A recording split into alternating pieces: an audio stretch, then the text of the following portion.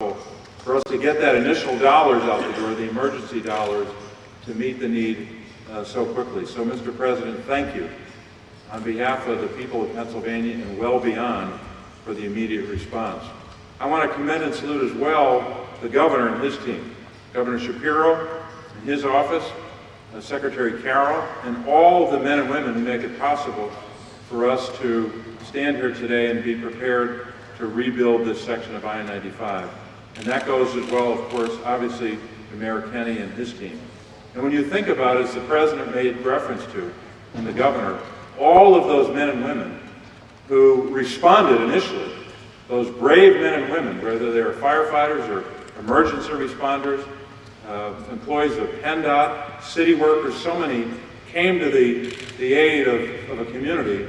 And now you have a whole group of other great Pennsylvanians, union members and others, who are making it possible for us to rebuild I-95 in this section. So we're honored by that work. We still have more work to do, but I'm grateful to hear what the governor just told us. And I'm also grateful that we have a delegation in this region. Whatever we need to do, Senator Fetterman and I, Representative Boyle, Representative Evans we saw earlier today, and so many others, supporting this effort to make sure that we get this done. But we're grateful for the leadership already and grateful for those who have done the hard work to respond and to begin the rebuilding process. So I'm grateful to be joined by a partner, Senator Fetterman, who's next up at the podium.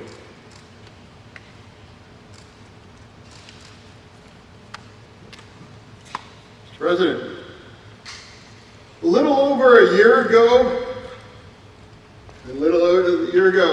the President and I were standing right next to each other at a collapsed bridge in western Pennsylvania, a bridge that I drove over just the night before with my young son. And he showed up with just hours after that bridge collapsed there. And he promised to make sure that any resources that they needed and any help and support. And guess what?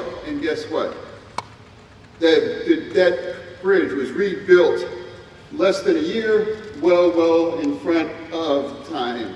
And now I'm standing next to the President again, next to a collapsed bridge here. And he is here to commit to work with the governor and the delegation to make sure that we get this fixed quick, fast as well too. This is a president that is committed to infrastructure, and then on top of that, the dual kind of law of the inflation bill that is going to make sure that there's going to be bridges all across like this, all across America getting rebuilt. It's a pleasure to be here and to introduce my friend, Congressman Boyle.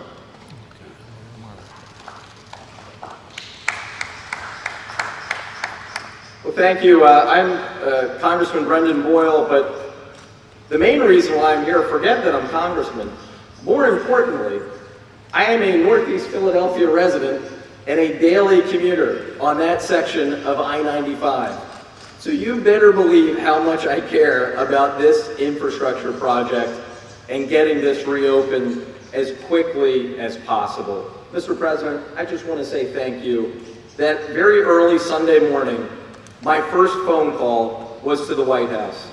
Mr. President, when we spoke on the phone earlier this week, and you pledged to me that this was your single most important infrastructure project right now, getting this rebuilt, that means the world to me and the millions of us who live in Philadelphia or the surrounding area.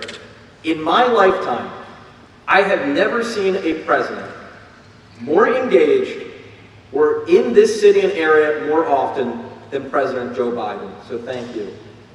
And Josh, I just want to say, my second call, right after talking to the White House, my second call was to you.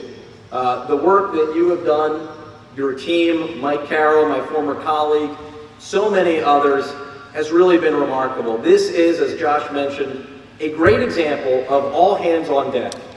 Federal, state, and local officials working together. Mayor Jim Kenney, you've probably been to the site more than almost anyone, and I want to thank you and everyone involved with the city for your effort as well. You know, this is even bigger, though, than just repairing a critical part of I-95.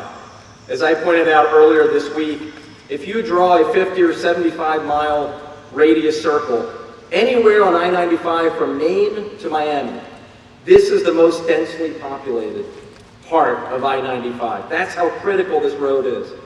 But as critical as it may be, there's something even bigger at play. There is a cynicism that many of us have to fight in Washington day in and day out. Those who propagate a view that government can't do things, can't achieve big things. We're going to prove them wrong. Thank goodness we proved them wrong last term by passing and you signing the bipartisan infrastructure bill so that we have the resources to be able to meet and tackle this challenge. We're going to prove them wrong again by rebuilding, as Josh said, this road faster than any other similar collapse that we've seen in the country. That is the way we get people believing back in their government again. And with that, it is my honor to bring up the mayor of this great city of Philadelphia, Jim Kennedy. Thank you, Congressman.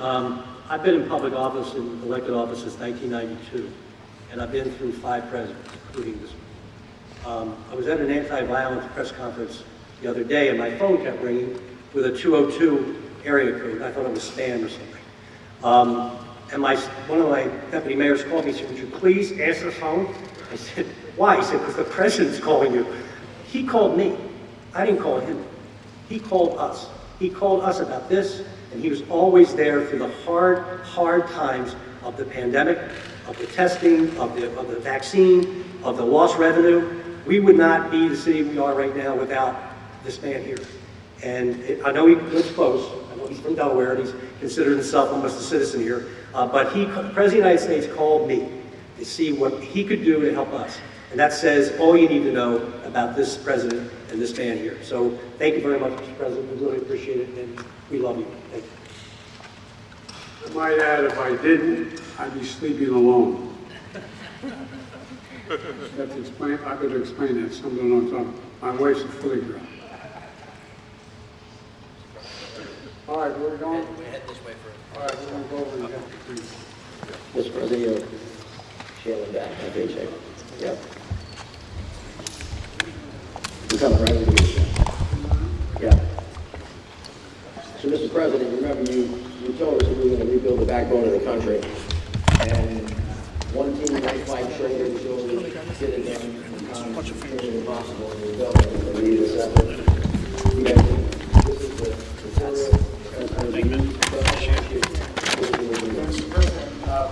Rather than throwing dirt down in that hole, which takes time to settle, so that's time that Philadelphians don't want to wait for this road to reopen. Dirt, which is real heavy, instead we kind of put that innovativeness together with the grittiness, and we're using this product. It's a recycled glass product made right in Delaware County. It's 85% lighter than that dirt fill.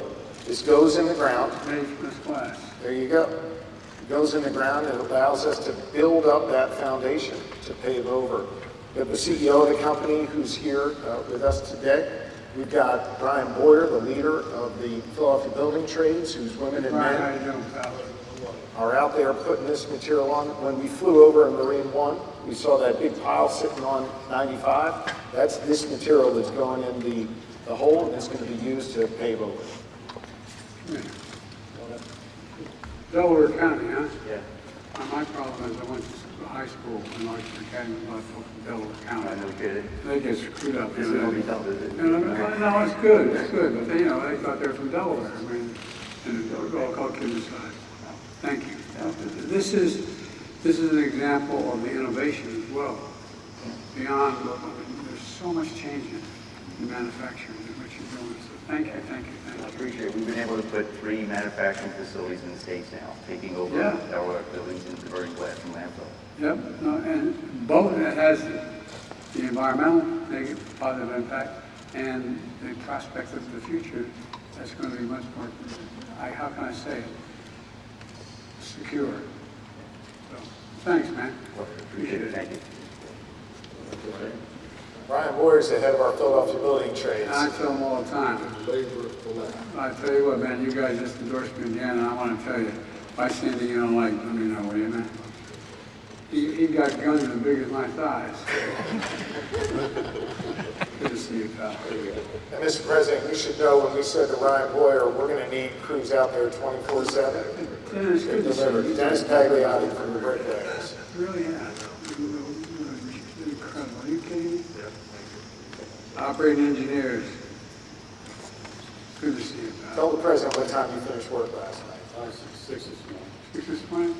And you could have gone home to go to sleep, but came here instead. I'm glad you did, pal.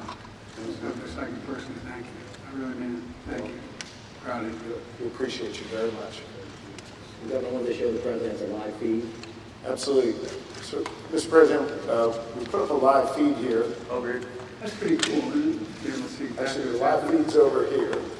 That's from a few days ago. Mitch, if I could, sure. Show the President the rendering. This is what we saw in the helicopter. Yeah. We're saying we're going to have 3 lanes north, 3 lanes south. So this is that aggregate, which we just saw in Delaware County. It's going to be underneath. We'll have Guys, 3 lanes north, 3 lanes south on the stop top. walking in front of me. And then that will allow us to reconstruct the bridge on the 2 ends.